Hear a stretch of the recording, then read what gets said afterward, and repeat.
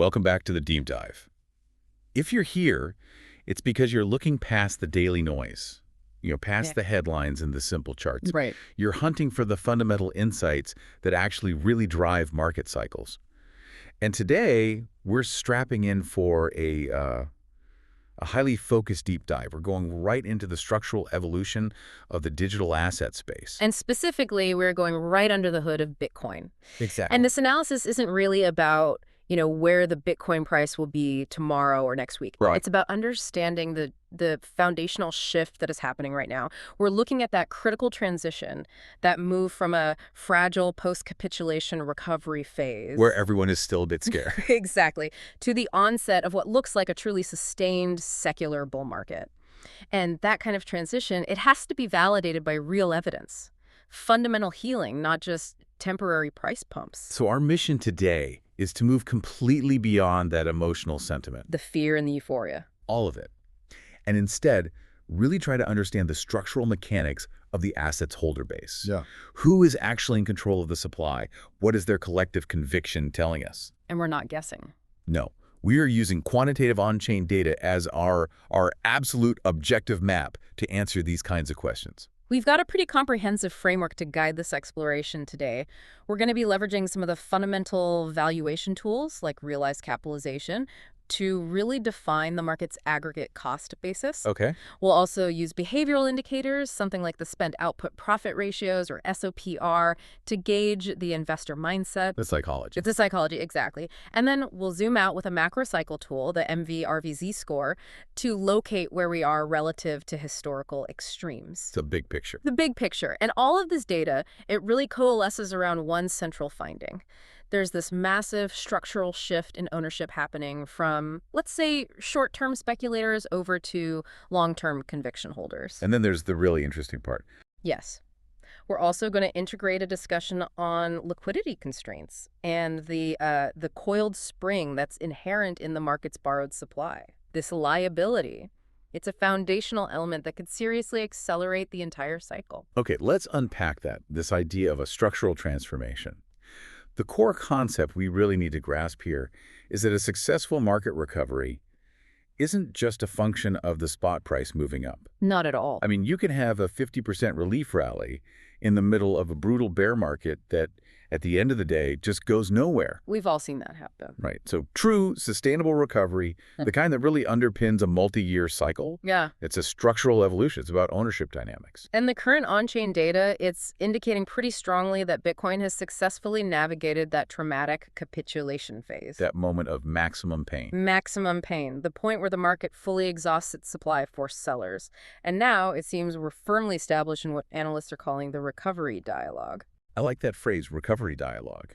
It's not just a passive thing. It suggests something active is happening under the surface. Well, it's more than just academic jargon. It perfectly captures the continuous, active work being performed by the market participants right beneath the surface price. Okay. This phase is really characterized by one essential activity: the absorption of the circulating supply by entities that show high conviction. So the patient money. Right. The long-term investors. That's them. And when these high-conviction entities acquire coins from those who just capitulated or were forced out, they are, in effect, establishing a new, higher, and crucially, a much more resilient aggregate cost basis for the whole network. So the floor is rising. The floor is rising. This whole process is basically the market healing its own wounds, one coin at a time, and it structurally reduces that overall sell-side pressure that defined the entire bear market. So to actually quantify this healing process, we have to introduce what is, I think, the bedrock metric of on-chain valuation, the realized price. It's the absolute starting point. Right. And for a listener who's maybe familiar with, say, market cap, but not so much on-chain valuation, why is the realized price such a powerful concept? How does it cut through all that speculative noise of just the daily spot price? Well, the realized price is so potent because it filters out the noise. It doesn't care about the speculative holdings, the coins that haven't moved in a decade or the coins that were lost in the early days. The dead supply. Exactly. It focuses purely on the transactional history.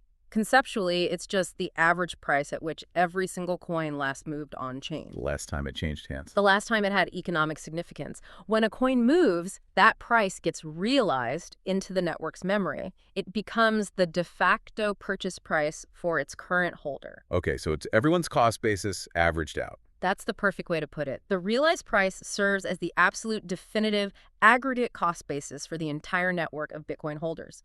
It represents the price at which the average holder across all time frames would break even. Psychologically, then, it's the critical line in the sand. That's it exactly. I really appreciate that analogy. It's almost like if you were calculating the true sunk cost of a massive multi-year corporate acquisition portfolio. You wouldn't care about the nominal stock value on any given day. No. You'd care about the weighted average price you paid to acquire that entire portfolio. That's your real financial position. Precisely. And this leads us directly to what we call the structural pivot. When you go back and analyze historical bear market troughs, you consistently see the spot price trading definitively below the realized price. So the average holder is underwater. Deep underwater. The network sentiment is just driven by pain and despair, and every little price movement upward is seen as a chance to get out, to reduce your losses. Sell the rip. Sell the rip, exactly. The moment the market demonstrates a sustained move above the realized price, that signals the structural pivot. The market has transitioned from being dominated by loss harvesting to being dominated by, well, patience. And the data confirms we successfully navigated that pivot a while ago now. For context, as we're talking, we're looking at the current Bitcoin spot price, trading pretty robustly at approximately $87,873. That's our anchor point, yes. But to really get the nuance, we need to juxtapose that $87,873 against a much more specific metric, the short-term holder utilized price, or STHRP. Okay, so a specific cohort. A very specific and very important cohort. Short-term holders are generally defined as anyone holding the asset for less than 155 days. These are typically the most speculative, or what some would call the weakest hands. The tourists. You could say that. And their aggregate cost basis, their realized price, is currently sitting at roughly $99,814. Oh, okay, so wait a minute. The overall market is trading at, let's say, $88,000. But the people who bought most recently, the STH, their average price is almost $100,000. Yeah. So why is the fact that the spot price is currently testing underneath or sort of consolidating near this very specific $99,814 level so vital for these recovery dynamics? It sounds, I don't know, a bit counterintuitive. You'd think you'd want the price to just run away from that immediately. It seems that way, but that relationship is absolutely critical to the structural health of this recovery. In a truly healthy transition, you want to see the market price trade near that short-term holder cost basis. You want that test. You want the test. Or even, as we're seeing now, for it to dip briefly below it. Why? Because it gives those recent speculative weaker hands the perfect opportunity to sell at break even or maybe a slight loss, and it gets them out of the system. It's like the final psychological battlefield, the last chance for the weak hands to get out clean. Exactly. The STHs who maybe bought a little too high during those relief rallies are now presented with a chance to de-risk without experiencing, catastrophic losses. If the market can consolidate and hold firm here, in the high $80,000, even while that $99,814 is looming just above it. How does that tell you? It confirms that long-term, high-conviction demand is resilient enough to absorb all that STH supply that's trying to exit.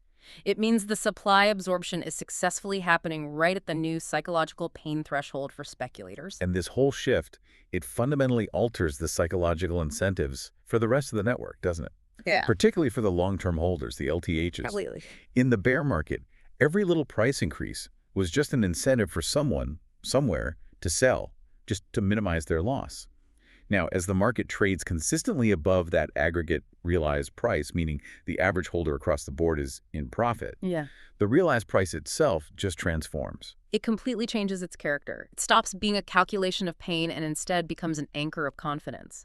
It now acts as a formidable psychological support level, a definitive floor that's established not by some line on a chart, not by technical analysis, But by people's actual money. by the collective conviction, the sunk cost of the patient market. The moment the spot price maintains a position above this aggregate cost basis, the probability just shifts heavily toward holding. Volatility gets absorbed by a base of holders that has already survived the deepest losses, and that makes the market significantly more resilient to selling pressure. And that structural resilience is the defining characteristic of this recovery phase we're in. That's it in a nutshell. Okay, that really sets the foundation. The structural recovery seems sound.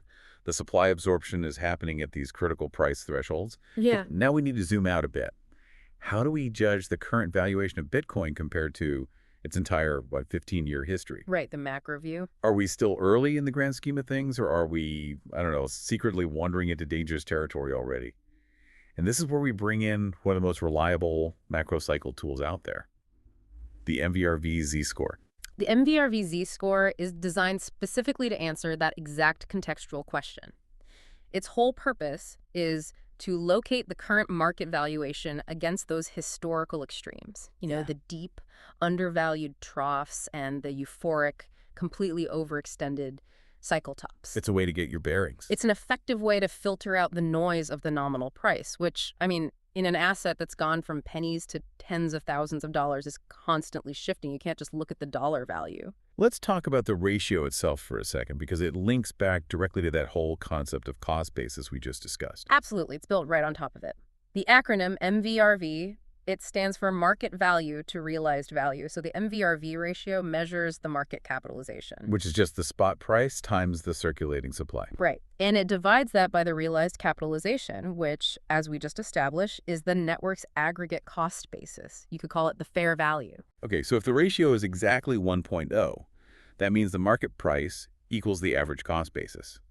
The network, on average, is just breaking even. If it's 2.0, the market price is double the average cost basis. So that's the MVRV part. But why add the Z-score element? That's the standard deviation component, right? Why complicate it with statistics? The Z-score is what makes it so powerful because it normalizes the data. It makes it historically comparable across cycles of vastly different scales. It expresses the deviation of the spot price from that fair value, the realized price, in terms of standard deviation. And why is that so important?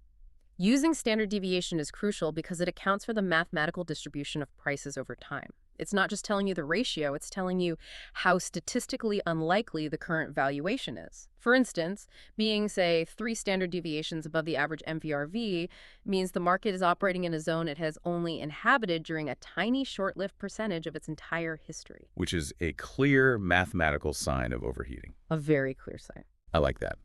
A metric based on statistical improbability is useful because it just removes all the cognitive bias that comes from staring at raw price charts day after day. So what's the current objective reading telling us? Where are we right now relative to history? The MVRV Z-score is currently registering at a reading of 1.06. 1.06. Okay, now that is the analytical point I kind of want to push back on for a second. Because I think a lot of retail investors, they look at the recent price action, maybe a 200% run off the bottom, and they feel a sense of market fatigue. Maybe even anxiety. Sure. They see what feels like a full rally. So if we're only at 1.06, doesn't that suggest that maybe this metric is missing the short-term reality of exhaustion? Or is the long-term context just completely overwhelming that recent move? It's absolutely the latter, and that is the power of the MVRV Z-score. A score of 1.06 places the market squarely in the neutral bullish zone. So not hot, not cold? Exactly. It acknowledges that the recovery has happened. We're significantly above those deep troughs. But it confirms that relative to the network's true aggregate cost basis, we're not even close to euphoria. So the run-up was mostly just getting back to even. That's what the metric is telling us, that the price action we've seen so far, as dramatic as it feels day to day, has largely been about moving the average holder out of despair and back into a state of profitability. Let's bring in those historical benchmarks just to really appreciate how much headroom a score of 1.06 actually represents. Absolutely. So historically, cycle lows, the deep bear market bottoms, they're characterized by extreme undervaluation and maximum financial pain. Those consistently register values plunging below 0.0. And the score goes negative. Right. When the score is negative, the collective network is suffering a loss. Conversely, the signal for cycle tops those textbook, euphoric, overextended phases where prices get totally detached from the network's underlying value. The mania phase. The mania phase. Those consistently exceed values of 7.0. Okay, so we've escaped the statistical low ground below zero, and we're only just barely above that 1.0 baseline, the aggregate breaking point, and we're nowhere near the historical peak of 7.0. And that strategic insight is massive. It tells you the asset is no longer deeply discounted. That ship has sailed. We have exited the fear zone entirely, but We possess significant vast headroom before we even begin to approach overextended territory. At 1.06, the market has not yet entered that widespread greed or mania phase. It suggests that Bitcoin is currently, fairly valued relative to the collective cost basis established by all those patient holders, but it is unequivocally poised for major expansion. So every tick higher from here is more meaningful. Every tenth of a point above 1.0 is the market confirming that investors are now willingly paying a premium above the collective break-even point. And that's driven by renewed conviction. We're transitioning from recovery to sustained belief. All right, so we've established the structural foundation with the realized price, and we've got the macro context from the MVRV Z-Score.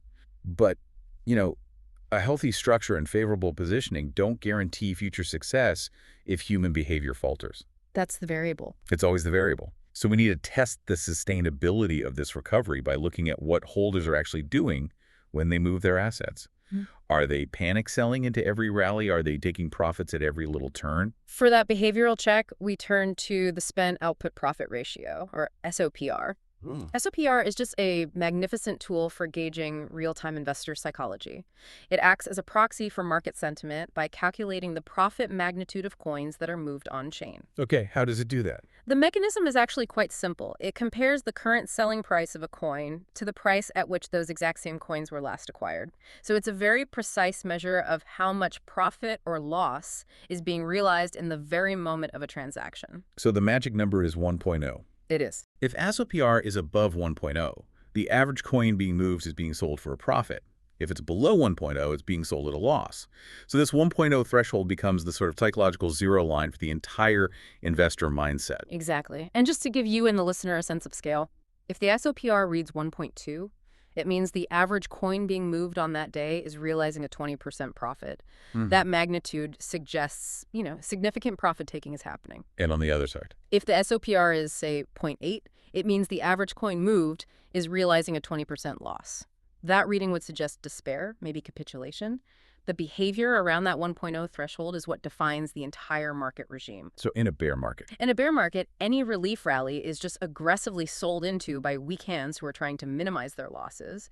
And that selling pressure effectively keeps the SOPR metric consistently below 1.0. The market is just defined by loss harvesting. Okay, so what is the current reading telling us about this regime change? Where are we now? The current data illustrates a really decisive regime change away from that bear market despair.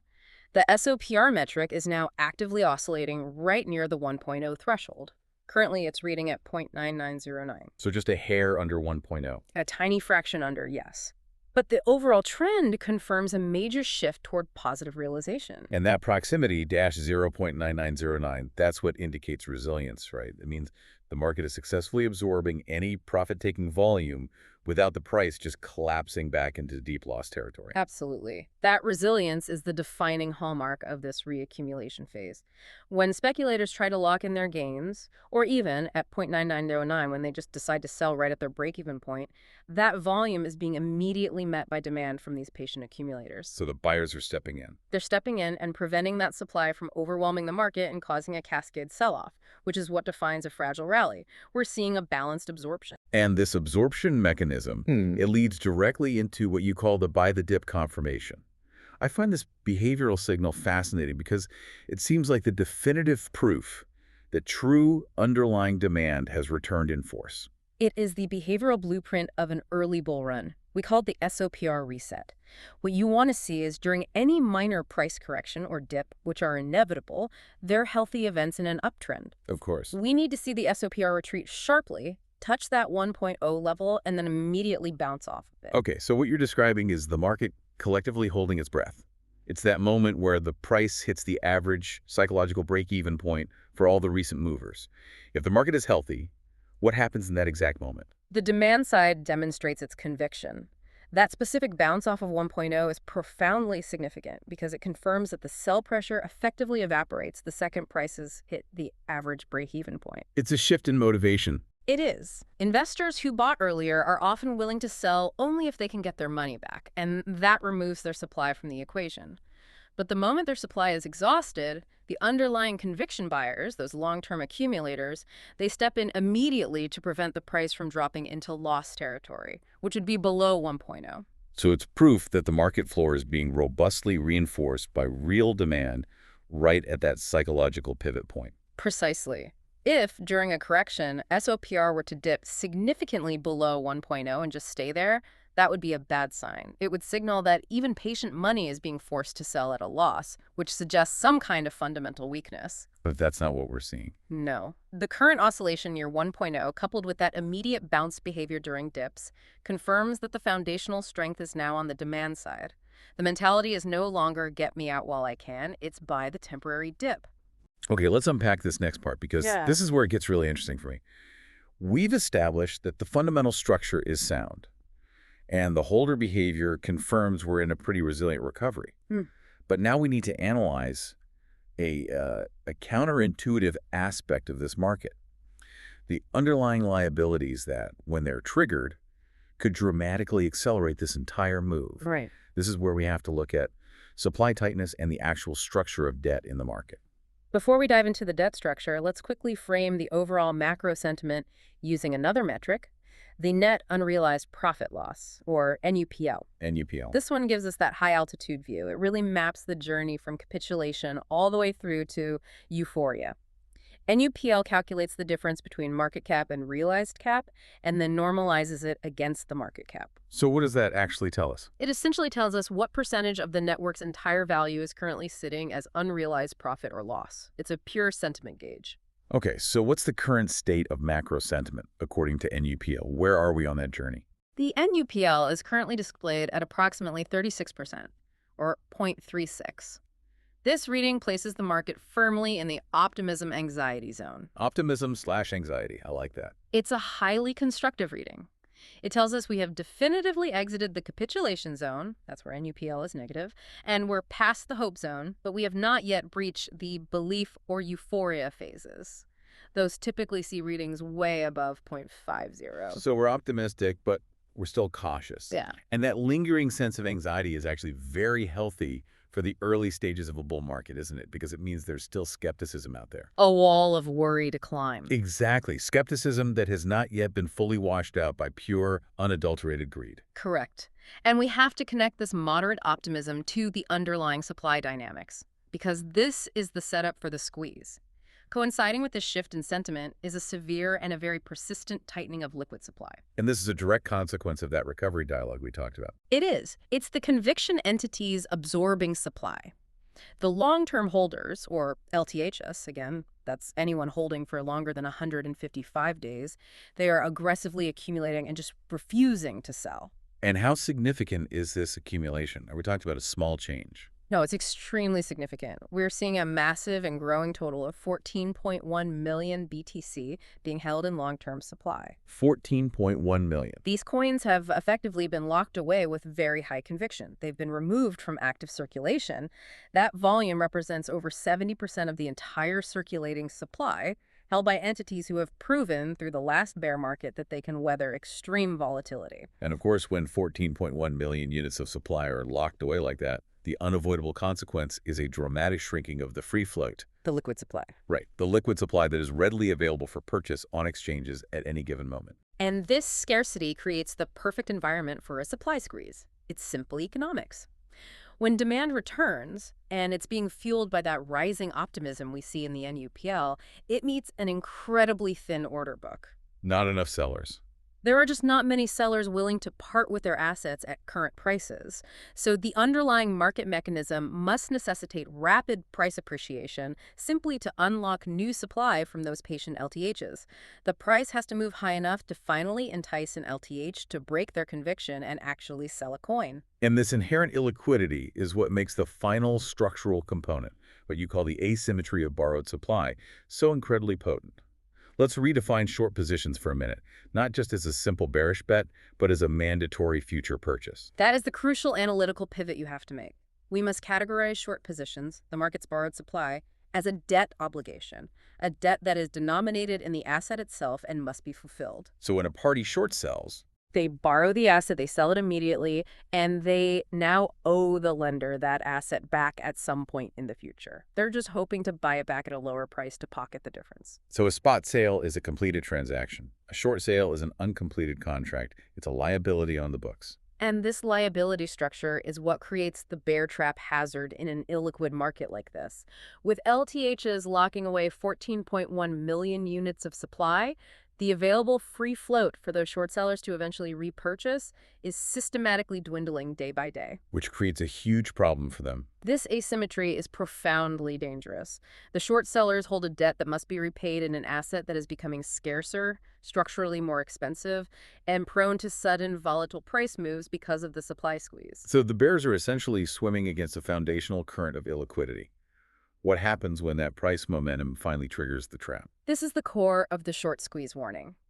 Should the price aggressively reclaim higher levels, let's say, for instance, it breaks decisively above that short-term holder realized price of $99,814. Pushing all those recent buyers into profit. Right, which removes their potential sell-side pressure. When that happens, this entire mass of borrowed supply immediately transforms into a forced buyer. And they aren't buying because they're suddenly bullish. They're not buying because they believe the price is going up. They are buying out of pure financial necessity. Precisely. Margin calls start to accelerate, positions get liquidated, and short sellers just scramble to close their contracts before the asset price runs away from them completely, making the cost of repayment astronomical. And that's the short squeeze. That phenomenon is a short squeeze, and its power lies in its transmutation effect. It turns bearish leverage, which was originally supply hitting the market, into an immediate, explosive, and exponential block of demand. It's a feedback loop. It creates a domino effect, where rising prices force mandatory purchases, which further drives prices up, forcing even more mandatory purchases. This inherent liability is a latent kinetic force, and in a supply-constrained environment like this one, it acts as pure rocket fuel for the next leg of the bull run. It is an acceleration factor that's built directly into the debt structure of the market. So, okay, what does this all mean when we put it together? We've established that the structural recovery is validated by these cost-basis metrics. The sentiment is healthy, but it's not manic. And we have this coiled spring of short-side liability just waiting to be triggered. Now we need to shift to the final phase.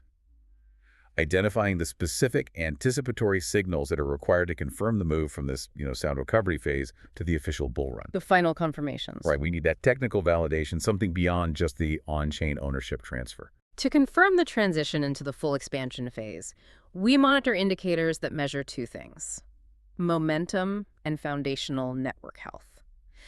These are sort of the last checks before we can really consider the market to be in full price discovery mode. And first up, let's look at miner conviction, which we can measure using the hash ribbons. The miners, they represent the essential supply-side backbone of the entire network. Their profitability and their expansion cycles are critical predictors of fundamental health. That's right. The hash ribbons indicator tracks the interplay between the 30-day and the 60-day simple moving averages of the hash rate. When the hash rate drops significantly, which indicates miners are shutting down unprofitable operations, that signals miner capitulation. It's a classic bear market bottoming process. So the buy signal comes after that. The buy signal is generated when that stress subsides and the miners resume their expansion. Okay, we have the current hash rate readings in front of us.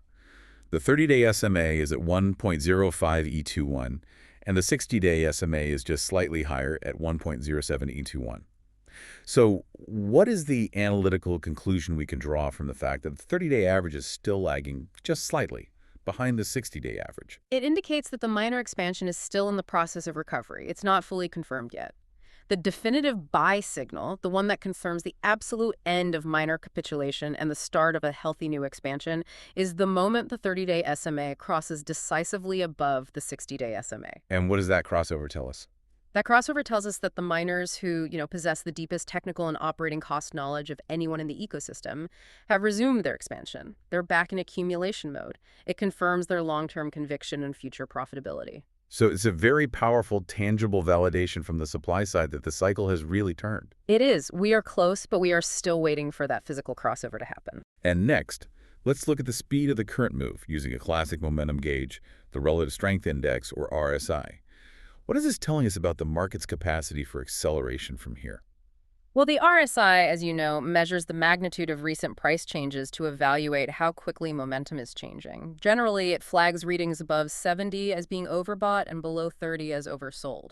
The current RSI reading is a remarkably neutral 51.57. And why is that mid-range reading, 51.57, why is that actually a profoundly bullish signal in the current context we're discussing? Because it confirms that the market is not overbought, despite the significant move we've already had off the lows. The price action has been gradual enough, and the periods of consolidation have been long enough that we haven't built up that short-term technical exhaustion that typically precipitates a sharp correction. So we're not running on fumes. Not at all. We are climbing, but we are climbing under our own power, not just fueled by pure mania. This neutral reading means the market possesses substantial technical capacity for upward momentum without the immediate risk of technical exhaustion.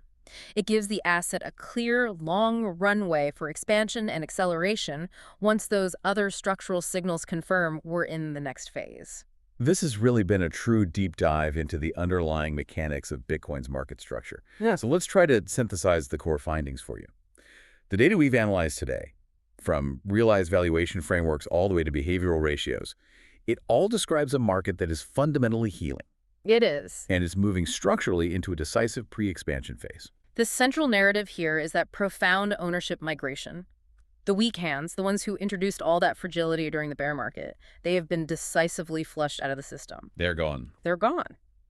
And the asset class is migrating rapidly and resiliently into the hands of long-term accumulators. That 14.1 million LTH supply is all the evidence you need.